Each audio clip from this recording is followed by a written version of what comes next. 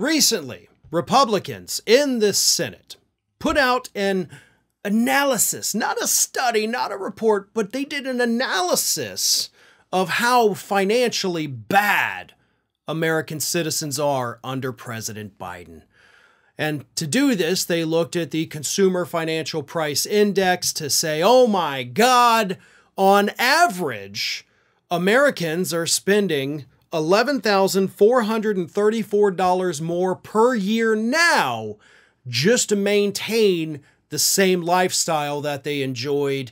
And Republicans picked a very random month for this, but January of 2021, right? So I wonder what happened in January of 2021 till now that would make Republicans say, let's only look at this tiny little snapshot in time.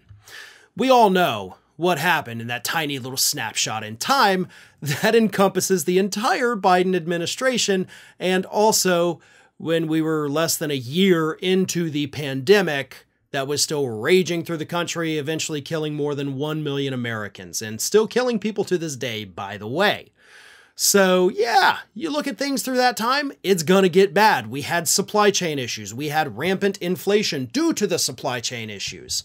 But, you know, Republicans didn't really want to mention all of that in their report because that would actually really kind of justify why things got so bad, even though, of course, as we know statistically, they are getting better.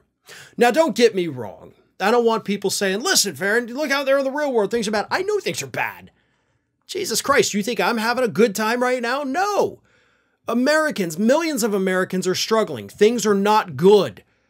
They're good on paper for Biden's economy. Don't get me wrong. They have gotten really great on paper. In practice out there, too many people are struggling. Too many people are suffering. And Bidenomics is not helping them. But at the same time, this economic catastrophe that this country is going through is not Biden's fault. So those two things can be true, folks. Yes, millions of people are suffering. No, it is not President Biden's fault. I mean, we did have a global pandemic, but let's look at even before the pandemic. Before COVID-19 became a thing, economists were already warning us that this country was less than 12 months away, and I did segments right here on Ring of Fire talking about it. We were 12 months away, they said, at most, from a recession. Why?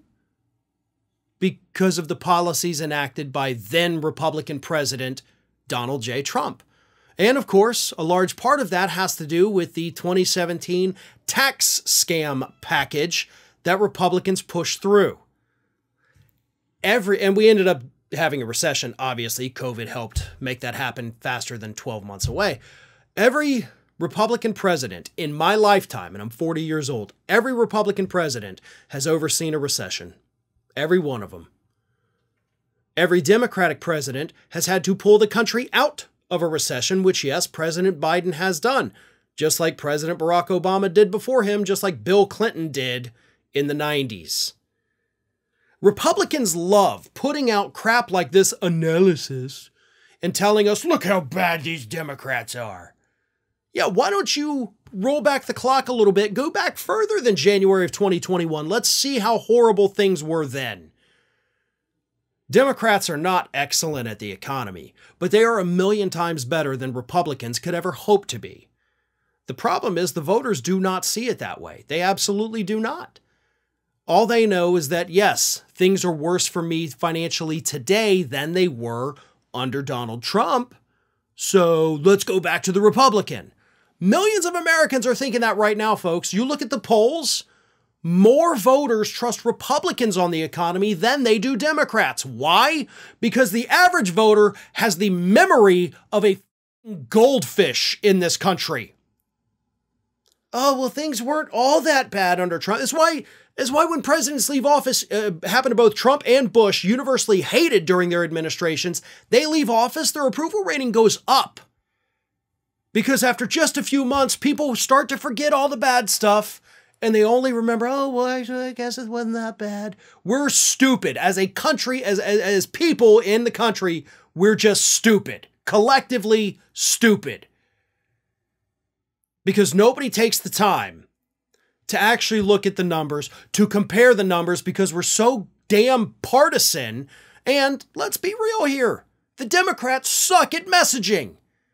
This message, the one I'm telling you right now, is the one that the Democrats should be pushing every day without break from this point forward until next year's election. And then every single day for the rest of eternity after that. Republicans are horrible at the economy. Democrats aren't wonderful. But I'll take a Democrat on the economy any day over a Republican. And by the way, financial history is on my side on that one. Ring of Fire has fresh content 7 days a week, so if you want to be reminded about it, don't forget to subscribe to the channel, hit the little bell to be notified every time a new video goes up.